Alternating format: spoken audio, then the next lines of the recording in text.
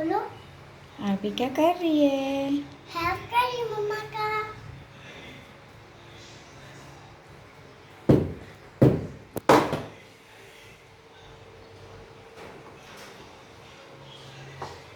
पोछा कर रहे हो? हाँ मम्मा जी, इसलिए इतना जल्दी काम हो जाएगा। हम्म, काम जल्दी हो जाएगा।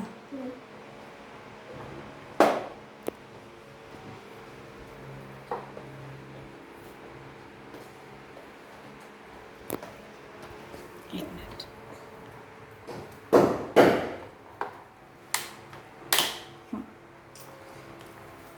Wait wait.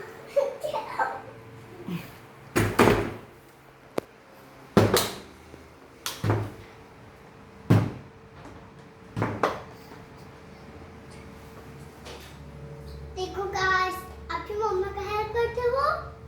नहीं करते हो ना, तो इतनी गंदे बच्चे हो। हम तो मम्मी के सब हेल्प करते हैं। मम्मी मेरे को रात में उनकी स्टोरी कराती, सब कराती है।